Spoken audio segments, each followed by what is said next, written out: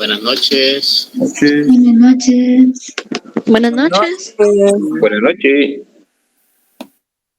Buenas noches.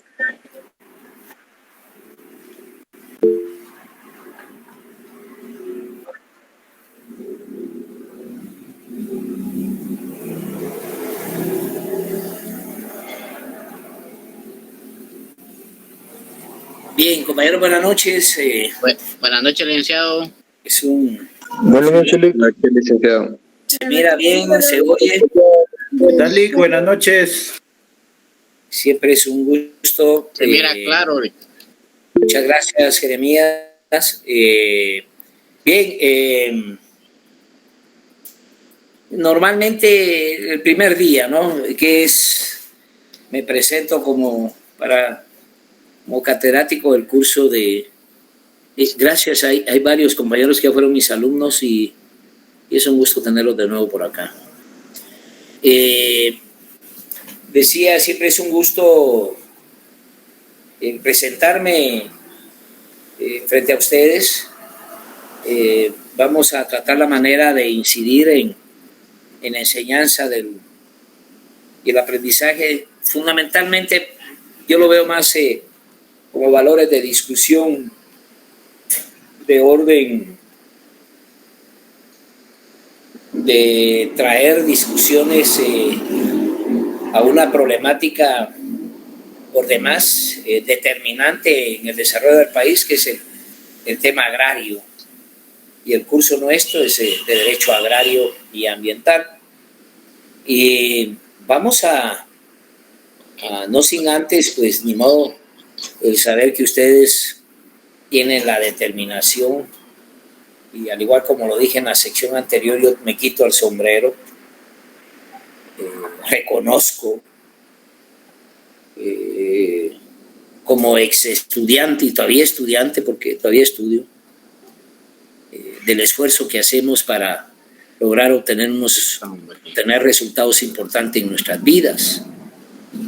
Eso para mí es lo más importante, el esfuerzo que ustedes hacen en su familia, porque tienen una expectativa, una esperanza, una razón para impulsar una motivación para poder seguir apoyando algo, pero siempre hay cuestionamientos en lo que tenemos.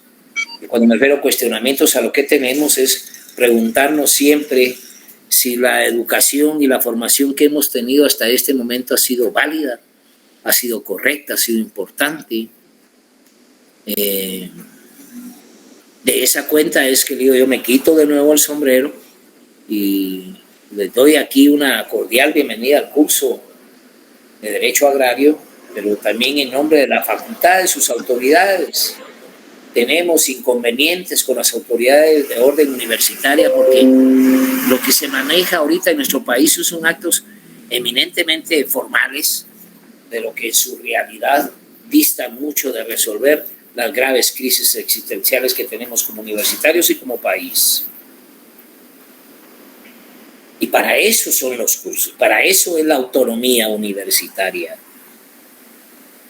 para que definamos el catedrático y el estudiante, que no haya ninguna objeción, ningún payadar que no nos permita poder interpretar la realidad de este país y formular desde la base de un país cuáles son los escenarios más importantes que deben de...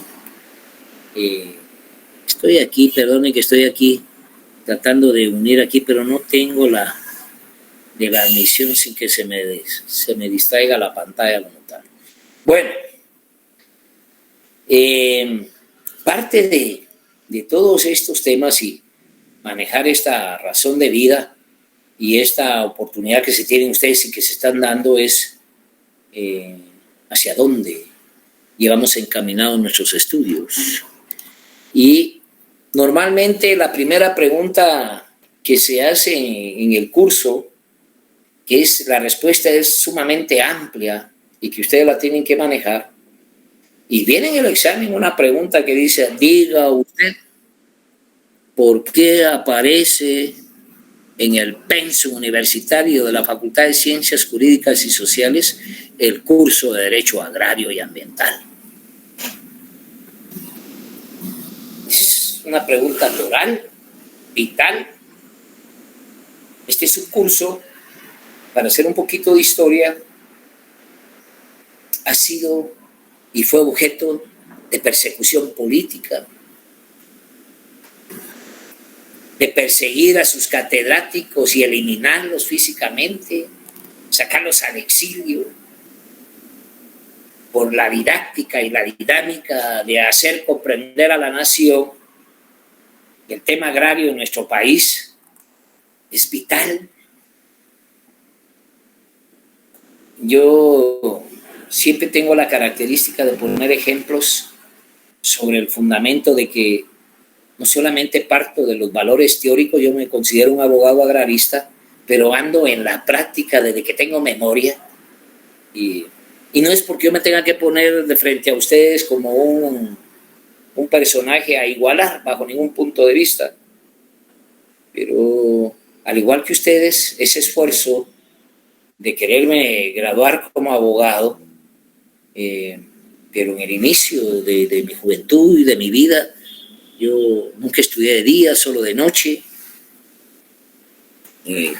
Para poder estudiar lustré zapatos, cuidé carros.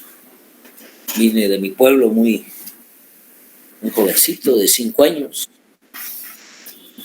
Y aquí estoy, con una carrera universitaria como docente de más de 40 años y especialmente de este curso, no solo de este curso, por supuesto. Ya me conocerán ustedes en el transcurso de la cátedra, pero vamos a ver, aquí hay varios que se quieren unir. Voy a ponerle aquí admitir todos, es admitir. Yo creo que no hay ningún problema, ¿verdad, compañeros, en que se vayan incorporando los alumnos? Ok. A ver, como en la primera clase decía, yo esta no lo quiero ver como una clase, sino cómo nos vamos a presentar.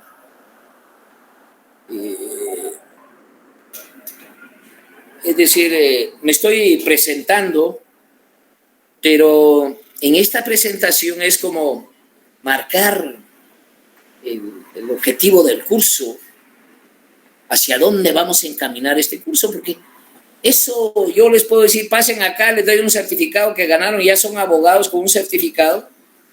¿Y para qué diablo les sirve a ustedes curso de abogados si no saben absolutamente nada? Y cuando planteamos y valoramos el curso de Derecho Agrario, ¿qué puede significar para ustedes este curso? ¿O qué le significa al país este curso?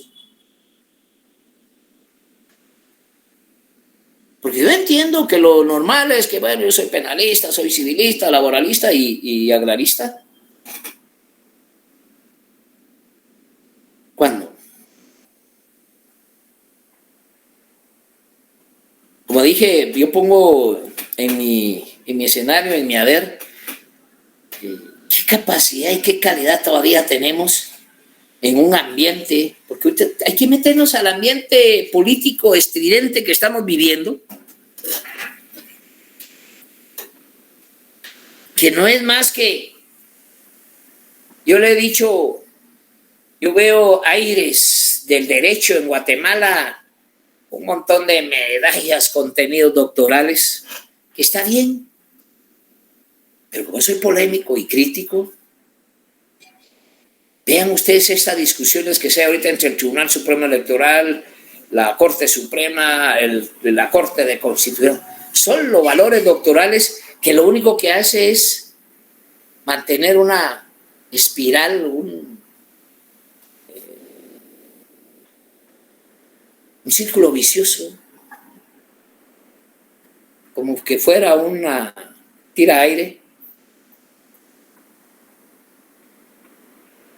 un acondicionador ahí. ¿Y qué pasa? ¿Qué respuesta hay de todo ese escenario dogmático, privilegiado, doctoral, para poder encontrar una salida a nuestra nación. ¿Qué es lo que tenemos en este momento? Sí, Jeremías. Gracias. Sí, Jeremías, tienes la palabra. Sí, licenciado, buenas noches, compañeros. Sí, y mi criterio es de que lo que está sucediendo en este momento acá es de que todo ese glosario de profesionalismo que hay en los puestos, lo único que están velando es sus intereses personales, no el interés general del país. No sé si estoy mal, Lick. Bueno, pero es una opinión y me parece válida. Yo no sé qué piensan los demás. El tema es, ¿qué tiene que ver esto con lo que estamos trabajando? Fíjense pues lo que voy a decir. Solo para que miren lo que voy a hablar. Se los comentaba a unos compañeros, y eso fue hace poco, voy a una fiscalía, a Zacapa, donde resulta que hay una hidroeléctrica que le ha cercenado, le cierra el paso a las comunidades para que puedan tomar agua del río.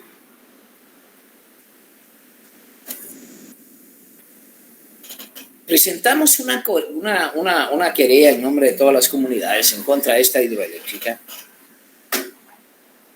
porque no le da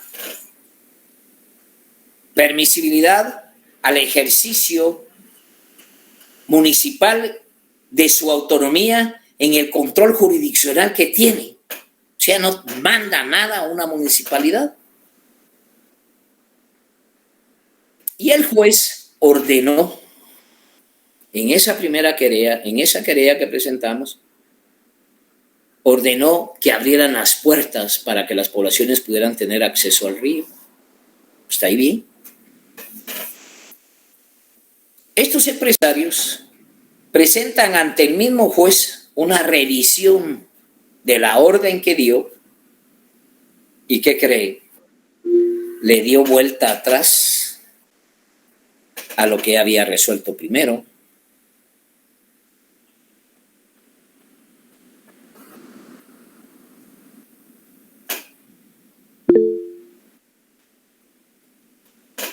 Sí, Brian o Byron. Buenas noches, licenciado. Yo creo que el tema que usted toca es muy importante. Primero, pues, usted le preguntaba qué tan importante es este curso para nosotros o qué tanto conocemos de él. Usted mismo lo explica en este primer caso que usted expone. Creo yo que, lastimosamente, en la actualidad, muchas de nuestras autoridades, en el caso de jueces o personas que deben de favorecer al pueblo, terminan entorpeciendo al pueblo. Y usted pues expone un caso muy, muy claro. Imagínense, en carrera de ambientales, en muchas comunidades hay minas, hay asuntos agrarios que no son válidos para la población o para una comunidad. Y su caso es muy claro en decir lo que dijo que sí al inicio, y posiblemente pues no sé qué pasaría, no sé si lo pistearon, hablando vulgarmente, o bien hubo otro tipo de negociación que el juez viene y retrocede su decisión. Y son cosas que estamos viendo en la actualidad, no solo en este tema, sino en muchos temas generales, que estamos viendo una coacción del Estado a través de muchas personas o grupos organizados que están contrayendo a favor de X y personas y no del pueblo. Entonces, este curso es bien importante, porque obviamente vamos a hablar no solamente del tema ambiental, sino también del tema agrario, de cómo se debe conocer y qué comunidad tiene derecho y quién no tiene derecho, con respecto a sus necesidades o asuntos territoriales dentro de una comunidad. Claro, eso es, Byron.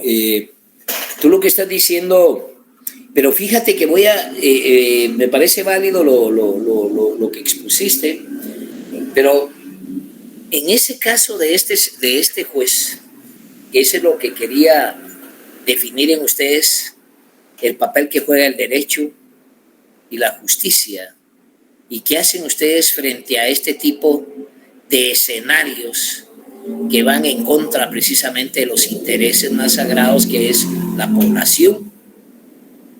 Y especialmente cuando miremos que el derecho agrario, que es una acepción, es una definición de derecho público, o sea que el Estado debe estar presente en resolver toda una problemática, al igual que el derecho laboral, que tiene como parte de su emblemática forma de ser el ser protector de los campesinos, tutelar del campesino, tutelar del campo. Como los trabajadores, el derecho laboral es tutelar del trabajo de los trabajadores. Para eso fue creado el derecho al trabajo, para tutelar eso. Igual el derecho agrario. Pero no hay un código agrario, no hay una jurisdicción agraria. Pero yo me topo con este juez cuando retrocede a la resolución que había dado y que nos había permitido entrar al río. Yo le presento ahí un recurso, presento una reposición, o sea, de nuevo le digo al juez, entonces ya le digo al juez, mire señor juez, le dije, no cabe duda, le dije, y como le expuso Marx y Lenin, el derecho es la voluntad de la clase dominante erigida en ley. Y eso es lo que usted acaba de hacer. Fallar a favor de los ricos y en contra de la gente pobre, de la gente que necesita el agua. Por poco le digo, no le da vergüenza, pero dejémoslo ahí. ¿Se puede imaginar ustedes que la actitud y la calidad de juez? Por supuesto que me fui a un amparo, fui a la corte y de nuevo estoy de regreso con ese juez que ya se excusó porque la Corte de Constitucionalidad le ordenó lo que había ordenado en principio.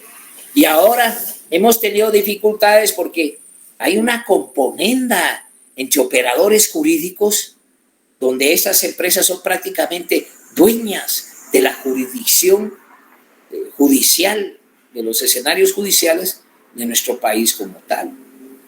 Entonces, ¿qué sentido tiene hacer un planteamiento en el cual un juez tiene que resolver a favor de las poblaciones porque necesita agua, necesita esto y lo que hacen es retrotraerse y dejar al país en un escenario como el que hemos vivido toda la vida? Ustedes son jóvenes, realmente jóvenes. Yo nunca he tenido paz en mi vida.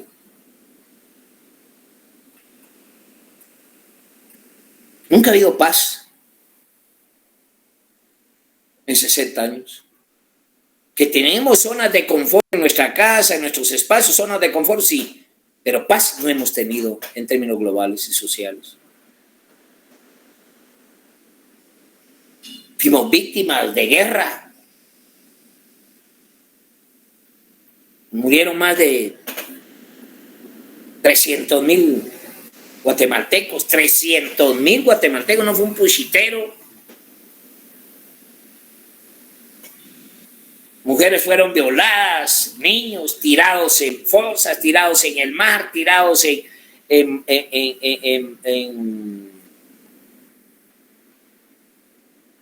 volcanes ardiendo.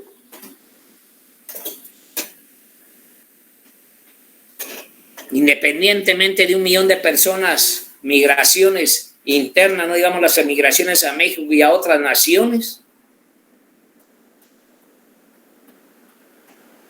¿Y cuál fue el escenario de esa guerra como tal?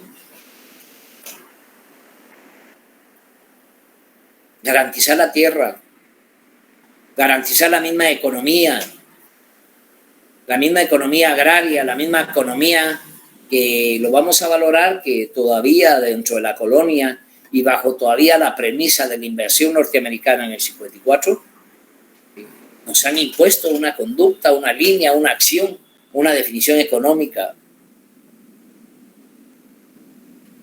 Y no tenemos oportunidad de nada. Hoy hablaba, por ejemplo, me hacía una pregunta una alumna sobre el tema de cómo encontrar el estudiante, cómo el estudiante puede asumir una categoría de estudiante, una categoría de conocimientos, y si no tiene con claridad la realidad del país que vive.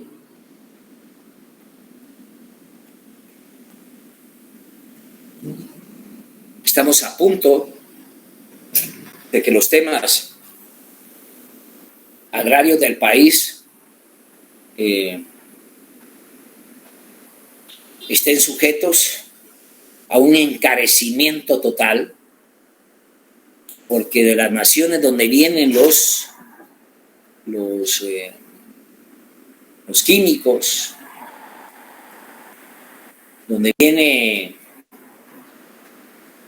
toda la logística de la tierra, agroquímicos, como consecuencia de esa guerra Ucrania y Rusia. Ni hace 5 días se volaron todo un puerto Donetsk, uno de los puertos más grandes del mundo. Están hablando puerto, no el puerto de San José. Estamos hablando de puertos gigantes desaparecidos por un intenso bombardeo. Por supuesto, como venganza de que los ucranianos botaron un puente en Crimea, y es un acto de represalia, o sea, tirarse a las cuestiones civiles. Pero al final de cuentas lo que les quiero decir es que se cierra toda oportunidad de tener acceso a esos químicos para todas las naciones del mundo, porque le producen para todo el mundo. Hoy México, que los gobiernos de derecha mexicanos anteriores habían cerrado precisamente la fábrica esa de químicos mexicanos para comprarle a los extranjeros y todo el tema, el manejo de la corrupción. Tengo aquí para hacer, pero prefiero dejarlo aquí enterrado y comprar afuera, porque todo es negocio. Cuando me den una explicación que esa guerra ha dividido al mundo, que hoy por hoy, y eso es para que ustedes lo entiendan bien claro, ya no es ayer, es hoy, ya no existe más una economía globalizada en el mundo, ya no hay globalización. Es mentira, es falso. Hoy las economías están divididas en el dólar, y el caso del escenario del BRICS, manejando economía, los rusos, los chinos, los indios, en yuanes, en rupias, o en la moneda rusa. ¿Cuál es esta?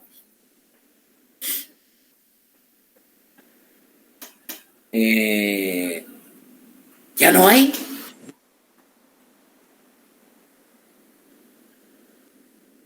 Sí, el rublo.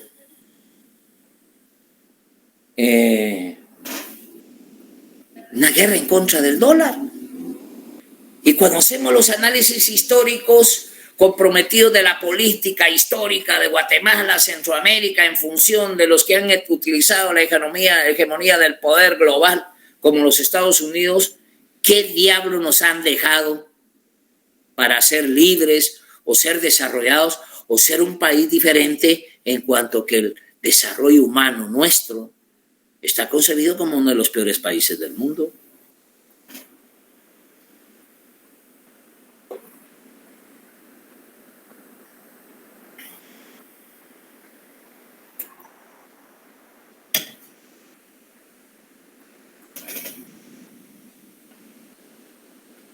¿Qué significa China interviniendo en África para adquirir poder, compañero? ¿Quién fue el que planteó eso? Es importante eso.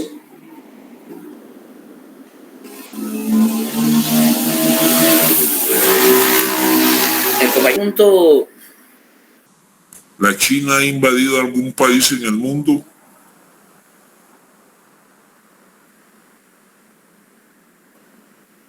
Pregunto, ¿la China ha invadido militarmente a un país en el mundo?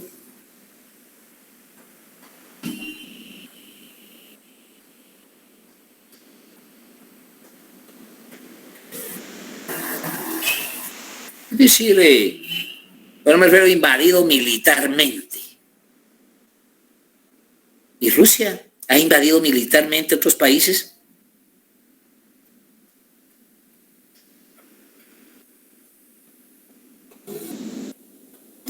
A ver, Rusia sí, dice Gabriela, ¿por qué?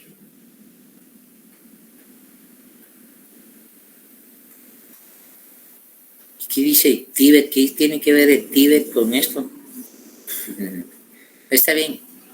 Pregunto.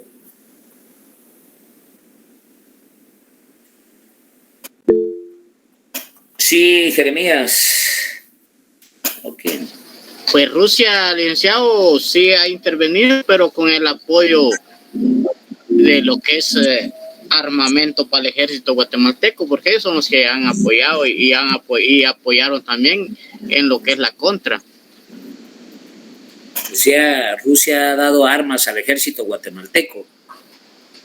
Pues prácticamente me imagino que sí tendría que apoyar o sea, hacen esas componentes de apoyarse en armamento, güey, pero que en personal si no va. No sé si estará mal en ese aspecto. Pero ¿será que Rusia le ha dado armamento a Guatemala o los Estados Unidos? Pues a la contra sí le dio Rusia, porque el armamento ruso prácticamente acá en Guatemala, ruso es el AK-47. ¿Y a qué contra se refiere, compañero? Tal vez no compra, sino que como ellos hacen negocios, o sea, no negocios, sino que hacen componentes de donaciones en armamento. Y ahora los Estados Unidos sí ha sido más directo en dar apoyo. ¿Va? Bueno, yo no sé de dónde tiene usted esa información de que Rusia ha dado aquí, ¿cómo se llama?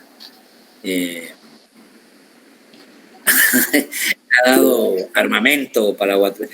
Pero ahora que vi ahí algo de Israel, dice, voy a darle la palabra a Ronaldo, sí. Ya se abrió la cátedra. Compañero, buenas noches, licenciados, un gusto saludarlo.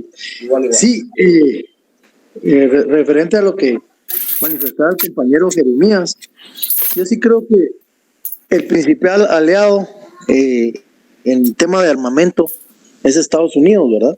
Por medio de su socio número uno, que es Israel, como el aliado de Israel.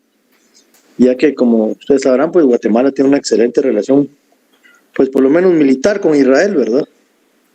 Y ellos son los que realmente proveen capacitación, entrenamiento también a las fuerzas élite, ¿verdad?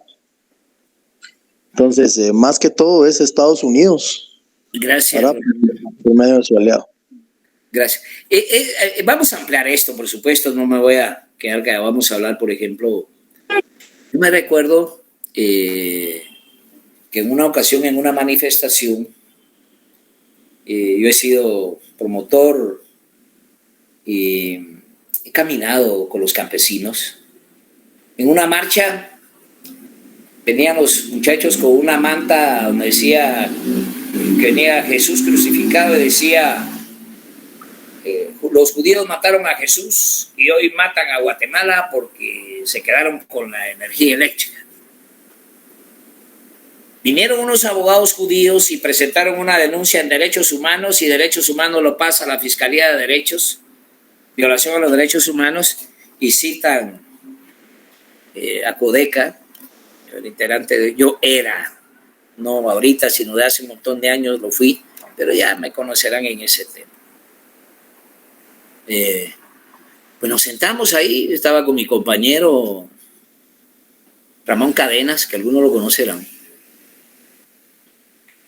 Y estaban los tres abogados enfrente de nosotros. Y lo primero que nos preguntaron, ¿ustedes creen en Dios? Me preguntaron, ¿usted cree en Dios? Yo no. Y usted tampoco, y usted tampoco, y usted tampoco. Se quedaron sorprendidos. Y yo les pregunté, ¿Abogados de quiénes eran? ¿Del pueblo judío?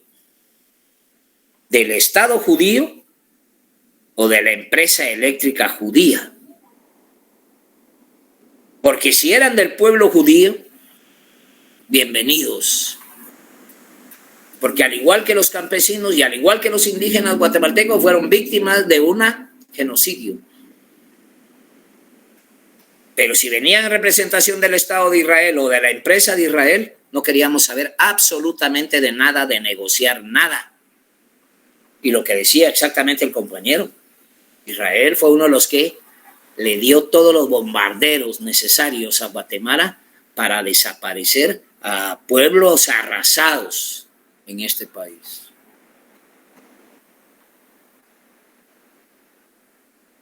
Y si la pregunta era si Rusia había invadido algún país, no. Los únicos que tienen bases militares en el mundo son los Estados Unidos. Los chinos no tienen bases militares en ningún lugar.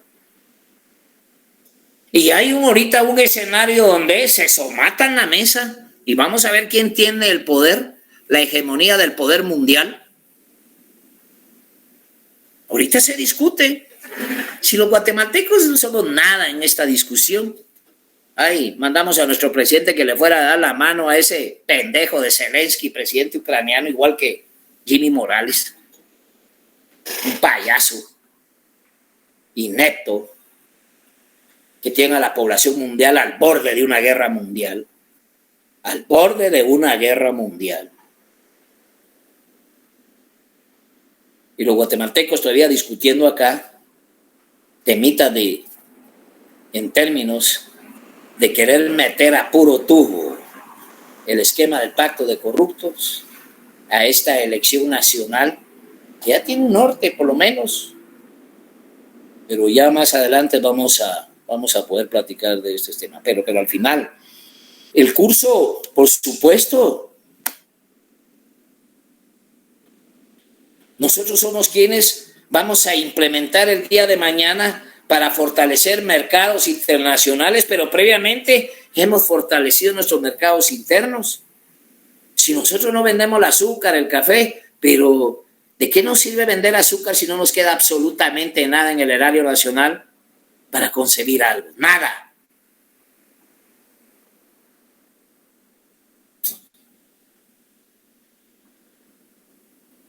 ¿Y a dónde creen ustedes que vendemos nuestros 3.5 millones de toneladas métricas de azúcar? ¿Dónde creen que lo vendemos?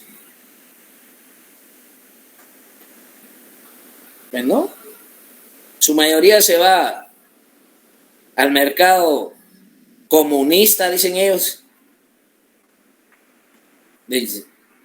Estoy hablando de Corea del Norte. Aquí matan a los comunistas, pero ya les van a vender el azúcar.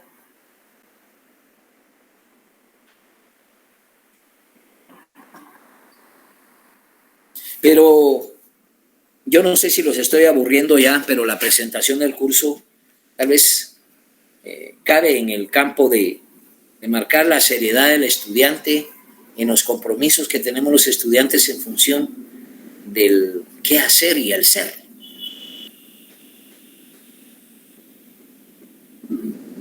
¿Quiénes somos? ¿Qué me saco con ser abogado? ¿O qué se saca el vecino? ¿Qué se saca el pueblo con que ustedes tengan visto como abogado?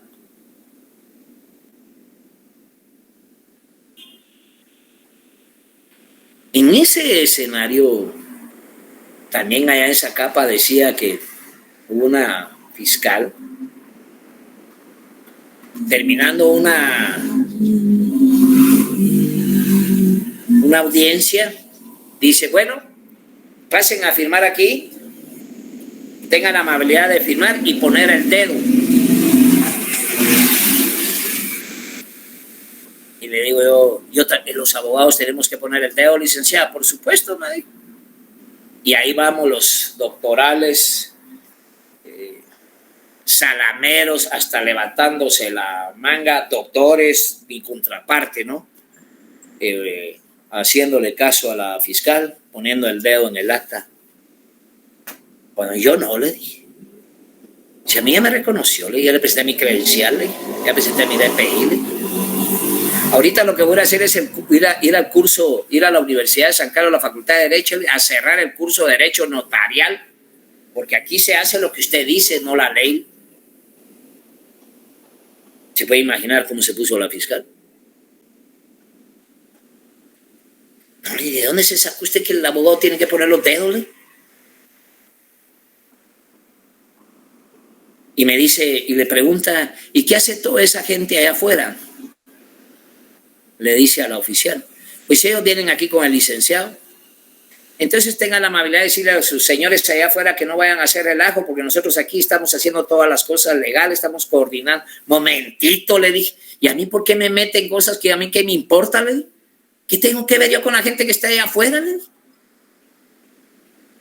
¿por qué me pone a mí a que yo le dedique algo a la gente allá afuera si la gente allá afuera puede hacer lo que se les dé la gana? Le dije, además tienen la libertad ciudadana de vigilar que los empleados públicos, los funcionarios públicos hagan las cosas de conformidad con la ley, de conformidad a una auditoría social. Y le voy a decir algo más importante. Yo conozco a la gente que está ahí afuera, y le voy a decir, nosotros los que estamos aquí debemos reconocer que la economía primaria, que sea la economía agraria, la economía agrícola, es con la que comemos. Los abogados aquí no nos vamos a comer las leyes y los libros. ¿Qué es más importante? Y esa pregunta para ustedes, ¿qué es más importante? ¿La comida o el derecho?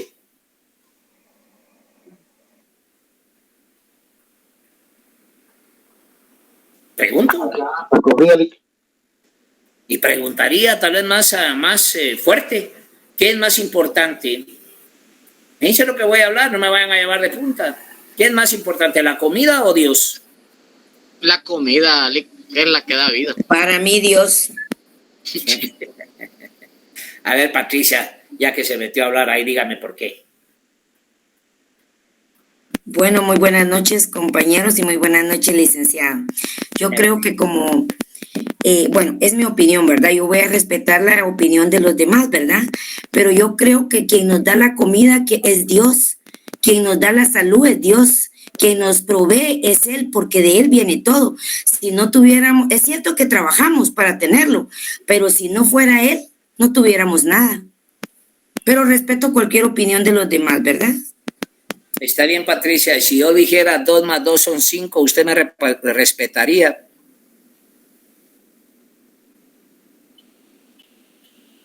Patricia.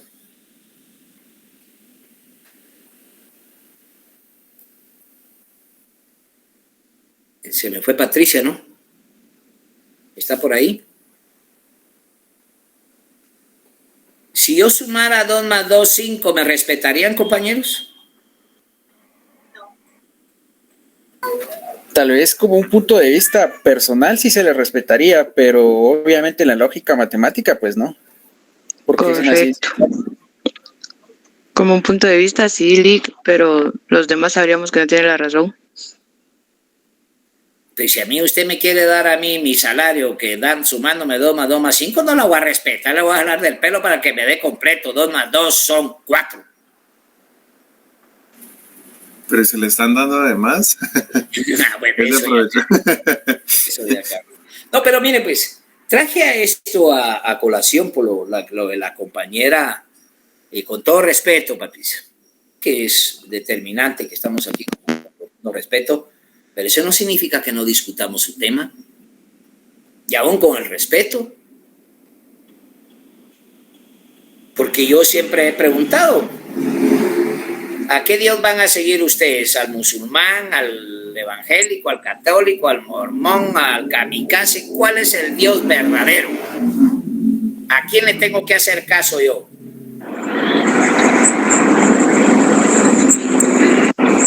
Yo siempre he dicho que primero es que se tienen que poner de acuerdo a ver quién de las definiciones tiene la verdad. Porque alguien tiene que tener la verdad. No puede existir varias verdades sobre un fenómeno. Y el derecho es eso. El derecho tiene un escenario causal efectivo Ya es una causa como resultado de un fenómeno social. Lo mismo sucede en un rayo o un fenómeno natural. Tiene su causa y no miente. Es un derecho natural. Entonces nosotros no podemos andar especulando todavía a estas alturas que nos da de comer son las deidades en un pueblo donde los niños se mueren porque no hay comida, uno de los peores del mundo. Y es uno de los que más le pide a Dios. Lo que pasa es que esas son normas y ahí es donde el ser humano está confundido. Porque yo, como le digo, yo estoy de acuerdo en su opinión, pues, pero la mayoría va a estar en contra. Por lo mismo, porque como la norma la está manejando. Una previa, Jeremías, ¿y por qué tú asumes que la mayoría va a estar en contra? ¿Por qué asumes tú eso? Porque la mayoría pudiera estar en las normas, tanto católicas como evangélicas. ¿Y musulmanas? Igual pudiera haber de toda clase de normas, de toda clase de normas que esté dentro de acá del equipo que estamos estudiando. Ajá. ¿Y quién tiene la verdad? ¿Quién tiene la verdad? Pues en lo que es lo jurídico prácticamente. No. Estoy hablando de ese fenómeno. ¿Quién tiene la verdad? No de lo jurídico. Pues la verdad prácticamente es lo que se está a lo que se está refiriendo usted, que si no le va a dar ninguna respuesta real la persona que se está inclinando a la norma. Vamos a darle palabra ahí a varios compañeros. Ahí está Lilian Larios. ¿Sabe, Lili? Sí, yo pienso que la verdad es muy subjetiva. O sea que lo que para mí pueda ser muy cierto, para usted no. O para otras personas, o para la misma ley, ¿verdad? ¿Cuántos dedos tiene esta mano? 5. Bueno, ahí el pin plata tiene 6, dice un amigo, pero lo normal, la verdad es que sean 5, ¿cierto? ¿Sí o no? Correcto. Y habrá alguien que diga lo contrario. Pin plata. Lo que le quiero decir, gracias por la participación, Lilian. Lo que le quiero decir es, usted tiene que tener una claridad que hay verdades absolutas que usted no puede negarlas, como 2 más 2 son 4. ¿Por qué pone ¿Quién tiene la razón? ¿Quién es el que tiene la verdad? Yamatei, la vieja esa, la UNE. ¿Quién de todo ese pandilla tiene la razón y tiene la verdad?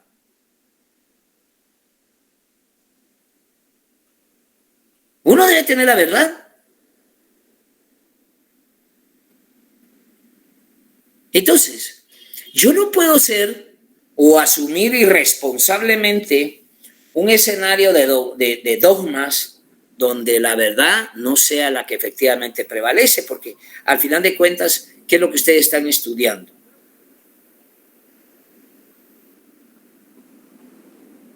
¿Ustedes estudian en qué facultad? Ciencias jurídicas y sociales. Y la ciencia dura. ¿Y qué? La ciencia tiene sus características, tiene sus definiciones. Ahí no entra que Dios me ayude a ganar esto. Ahí no entran los escenarios. Sí, Rigoberto. ¿Cuál es tu apellido, Rigoberto? Rancho, licenciado, buenas noches. Sí, dale, Rigoberto. Yo creo que la verdad absoluta la tiene uno mismo. ¿Por qué? Porque yo creo que no va a la religión, no va a la ciencia. Cada quien cree lo que quiere creer. Es mi punto de vista, ¿verdad? Pero usted cree que no está bien, pero cada quien tiene que creer lo que tenga que creer. Si usted quiere creer que 2 más 2 son 10, se lo tengo que respetar. Yo lo respetaría porque yo creo que... Pero yo no, pero fíjese, yo no. Por eso le digo, la verdad absoluta... Pero ¿por qué no lo respeto? Porque no es así, ¿verdad? Pero no es cierto, simplemente no es cierto. Entonces no me puede imponer una verdad. Yo entiendo lo de los respetos, lo que usted me quiere decir. Usted no quiere entrar en enfrentamiento, en polémica. Exactamente, por eso le digo que con lo de la ciencia, ¿verdad? Cada quien. Ok. Pero le voy a comentar que los cambios sociales no son de acuerdos, son violentos. Las revoluciones, la revolución francesa, la revolución liberal, la revolución no es de respeto, sino de asumir quién tiene la responsabilidad de la verdad en la conducción social. O sea, el mundo ha venido avanzando, no porque no se respete, sino que viene evolucionando los verdaderos escenarios de verdad. Esfuerzo. El escenario de respetar, sí, hay que respetar a fulano, hay que respetar, no importa que esté explotando a fulano, no importa que le esté mintiendo a la sociedad, hay que respetarlos. Ese es el tema en el cual se abordan, por ejemplo, personajes como mi persona. No, ese es demasiado polémico, radical, échenlo. Sin entender que esta polémica es la que nos está dando la apertura mental para asumir que si estamos en lo correcto o en lo incorrecto de las decisiones que tomamos en el país. No estoy diciendo que no haya respeto a las opiniones, pero ese de respetar la opinión, a asumir que una opinión como 2 más 2, 5, para empezar no tiene nada de correcto. Y yo me quise meter a un tema de Dios, que eso lo vamos a valorar posteriormente, por supuesto. Por supuesto que lo vamos a valorar.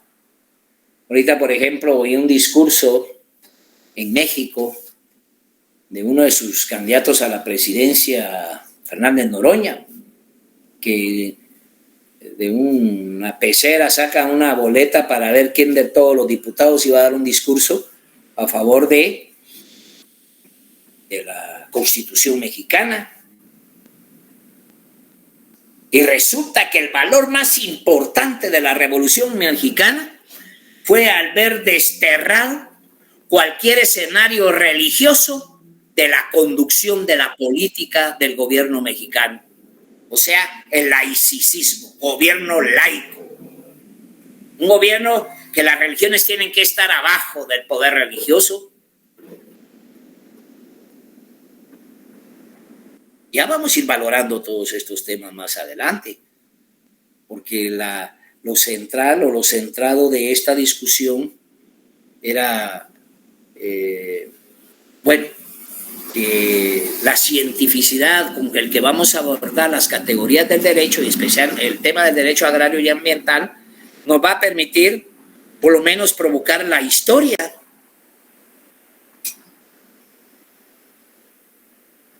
¿Cuándo surgió el Estado, compañeros?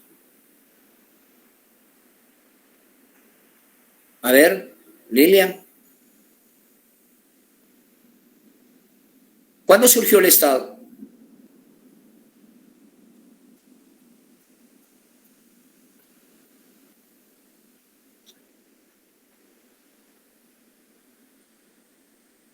Sí, Lilian.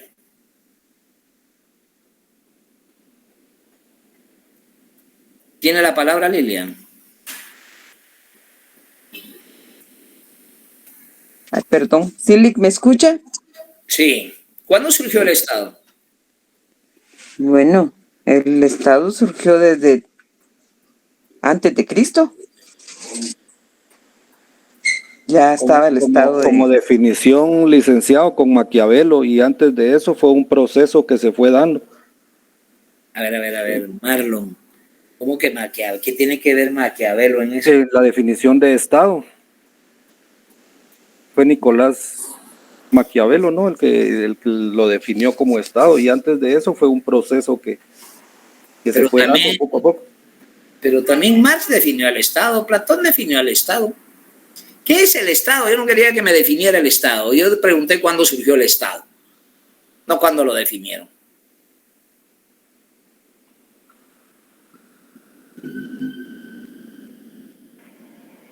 ¿Cuándo? ¿Cuándo surgió? El Estado surge desde que el hombre comienza a crear las normas para poder convivir.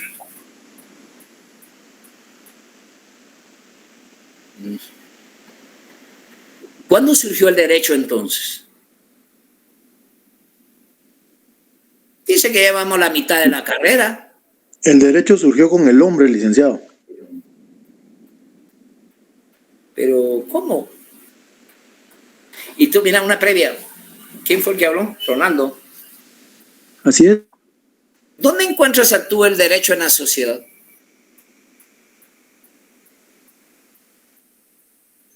Yo lo encuentro por medio de las injusticias.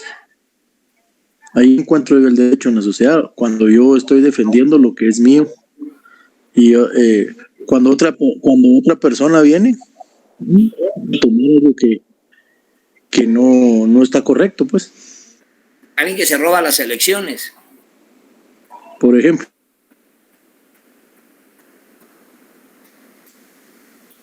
Miren, vamos a ver eso. Porque ese es el primer paso importante. Ustedes no tienen ni la menor idea cómo surgió el derecho. Si aquí hay que hablar hasta de la comunidad primitiva. Con el paleolítico. Aquí hay que hablar hasta del neolítico. Aquí hay que hablar del hombre de Java, el hombre de Neandertal, el hombre de Cro-Magnon. Si el Estado y el derecho no nos lo regalaron a nosotros nos inventamos esa pendejada, diría mi amigo, en este sistema guatemalteco. Díganme todo lo que ustedes tienen ahí alrededor, ahí enfrente, ¿qué se han inventado ustedes? Alguien que me levante la mano y me diga, yo inventé esto.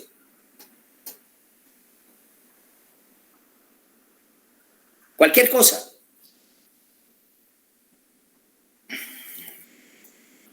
¿Va? ¿Qué han inventado los guatemaltecos de todas las cosas que tienen ahí enfrente? Sí. Sí, Denilson. Son abstracciones que creamos. Es como que uno pregunta por una institución pública, es pura abstracción, solo nos reunimos e invade algo. Perdón, no capté. No capté el mensaje. Denilson, está muy sonoro eso. Sí, Shell. En mi caso, pues como yo uso vestimenta maya, entonces usted dice algo que ha creado un guatemalteco, pues un huipil que han tejido las señoras tejedoras. ¿Y será que ese tejido, ese hilo que tiene usted ahorita en su cuestión, viene de China? Los colores que usted usa para eso no vienen de China. Licenciado, creo que ahí sería el arte. Pues en este caso no, licenciado, porque todo eso lo hacen, digamos, las señoras de San Juan y de San Pedro La Laguna. Ellas usan algodón que ellas cultivan y que ellas mismas, digamos, tiñen. Bueno, vamos a suponer que ustedes son las inventoras de la tela. No voy a discutir eso. Pero no hay nada más. La corrupción, dice los maestros, sí, somos expertos en inventarnos algo. Miren, les puse esto tan plomoso. Y me dice, el arte, ¿qué arte? ¿Qué arte hemos inventado? A ver, dígame alguien, ¿qué arte?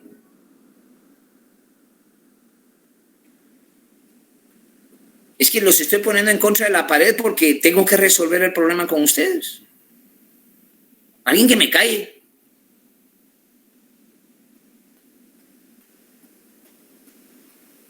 Entonces, todo esto tiene que ver porque el derecho es conceptual, son definiciones. Si yo les pregunto a ustedes dónde está el Estado, no tienen ni la menor idea porque el Estado no existe materialmente, como el derecho no tiene existencia material. Como la música no tiene existencia material.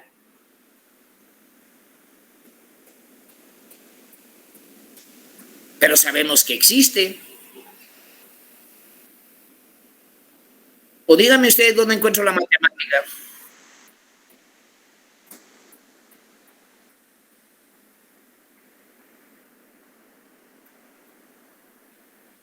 Entonces, Bueno, en todo caso,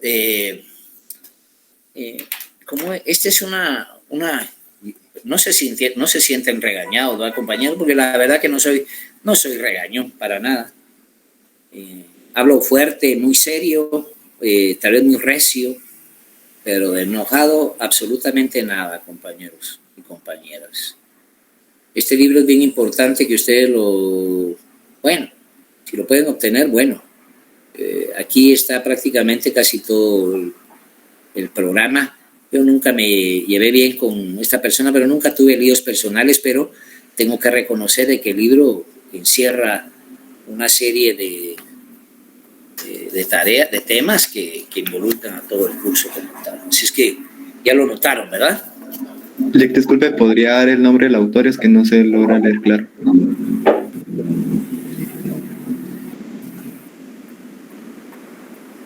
¿Ya lo tiene? Buenas noches, licenciado. Fíjese que no se mira bien el nombre del autor. Freddy Enrique Escobar Cárdenas.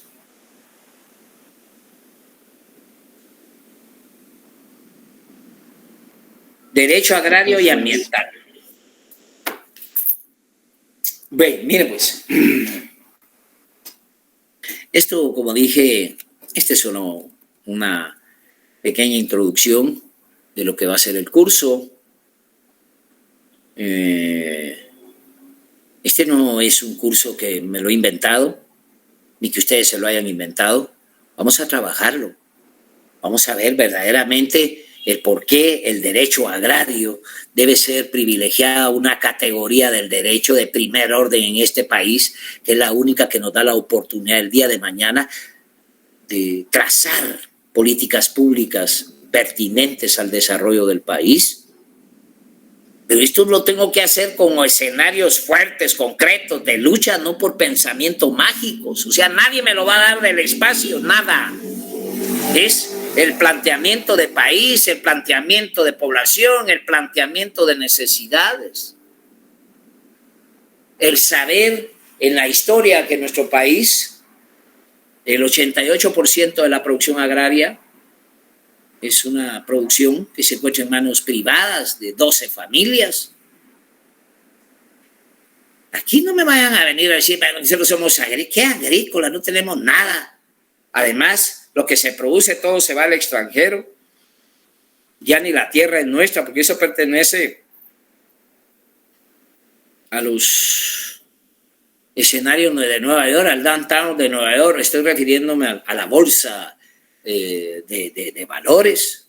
Ni siquiera pueden pelear una herencia en esas propiedades porque son sociedades anónimas. Y los millones de guatemaltecos que necesitamos trabajo, y los millones de guatemaltecos que vivimos en pobreza extrema, aunque le pidamos a Dios, porque todos van a la iglesia, no hay comida, no hay educación, no hay salud, no hay cultura, no hay seguridad, no hay transporte. Y desgraciadamente, los escenarios políticos son los únicos que pueden abrir un camino, una luz al final del túnel, pero también hay que aprender a ser políticos. ¿Y qué se entiende por ser político? ¿Y qué es eso? Muchos creen que ser político, como nos mandan a estudiar a Maquiavelo. Yo odio a Maquiavelo, no quiero saber nada de ese pendejo, solo viendo cómo hacer trampa y meterle el cuchillo por la espalda a sus opositores vive. No, hay políticas, en esencia, que van de acuerdo a la cultura misma de la democracia, dirían ustedes, donde la sensibilidad y las oportunidades y las coincidencias es un escenario más allá. No hay, como dice, como una planificación, y si la hay, solo son estos escenarios mediocres, mequetrefes, que no hablan. Ninguno de estos escenarios políticos habla del tema agrario. Ninguno. ¿Por qué? Porque no le van a entrar. No le van a entrar. ¿Y somos el país más pobre del mundo, compañeros? Pregunto. No. No. El penúltimo. Tampoco. ¿Y entonces qué número tenemos? Como el número 5, 7, por ahí estamos. ¿De qué? Solo Haití está por debajo de nosotros. Ahí sí, bueno. Ya ni eso. Bien, Lick, Haití sí está abajo. África. ¿Qué África? ¿Sudáfrica? Venezuela incluso, también Honduras. Mijo, yo no sé, Marvin, ¿dónde sacas tu información? En la cuestión social de la gente que esté migrando, hay pobreza. Pero ¿y qué la gente que está migrando fue a la escuela, fue a la universidad? La información que tienen es real, es objetiva, o es el manipuleo que hizo los Estados Unidos de querer derrocar a un gobierno legítimo como el de Maduro, quitándole el negocio del petróleo y terminando de hundir la economía venezolana, y creó este desastre humanitario donde le ofreció visas precisamente a los venezolanos, y de esa cuenta toda esa cantidad de gente a los Estados Unidos como parte de un escenario, una movida política para defenestrar un sistema político como el de Maduro, que tiene el derecho a estar ahí, sí o no.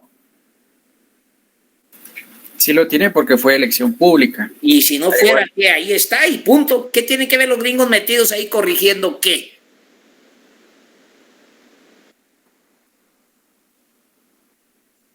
Andás atrás del petróleo.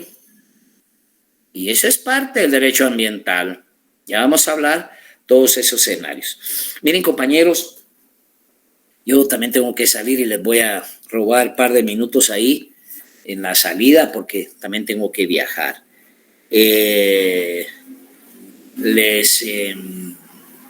Vamos a continuar con la discusión. No dejen de discutir conmigo porque es bien importante las discusiones. Cuando alguien me dice que usted es solo polémicas, sí, es lo mejor, lo polémico. Ustedes nunca van a poder hacer su tesis de graduación si no son polémicos.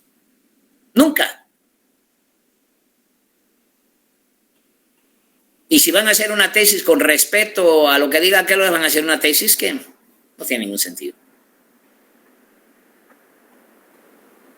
Tenía Denison, cuando habla de Venezuela, era de los países y que la corrupción hundió. Sería bueno que averiguara qué tipo de corrupción y dónde está el dinero que se robaron. Porque usted está siguiendo todo el dictado de lo que dice la CNN de televisión norteamericana. No estoy defendiendo a Maduro, pero tampoco le voy a dar seguimiento a toda la política de la CNN gringa.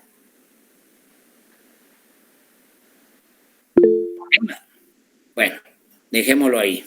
Marlon, ¿ibas a decir algo?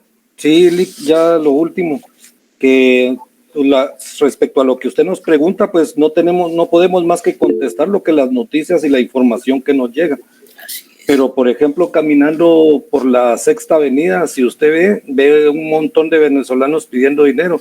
También en México. Pero un dato curioso es que son mucho más altos que nosotros. Entonces, si el índice de pobreza de ellos fuera el índice de pobreza en el que la alimentación y dentro de esos índices contemplan la altura de las personas, del tamaño, están mucho más grandotes que nosotros. Entonces, no creo que estén peor. Me diste por la torre. Me diste por la torre. Solo ahí se ve la salud, el progreso que tiene. Nosotros, y ahí lo vamos a ver más adelante, es el país con la estatura de las mujeres de 1,42, es el promedio. O sea, la mujer es la más baja del mundo, no me lo estoy inventando. No me lo estoy inventando, es la mujer la más baja del mundo. ¿Y a qué obedece que tengamos, igual que el hombre, por qué tenemos esa estatura promedio de baja? Porque históricamente no somos un país alimentado. Estamos desnutridos. Ahí vas. Por eso es que vamos a discutir los temas y vamos a dejar por un lado las percepciones por lo que dice y no por lo que nos consta dentro de una lógica dialéctica o científica. De mi parte, dejemos la clase el día de hoy. No cabe duda que para mí es un honor y un verdadero honor y agradezco la atención. Vamos a continuar con el curso en la próxima. De mi parte, buenas noches, compañeros. Dejemos la clase ahí, por favor. Buenas noches. Buenas noches. Gracias. Buenas noches, licenciado. Gracias, licenciado. Feliz noche, Lic. Feliz noche, licenciado. Gracias por todo.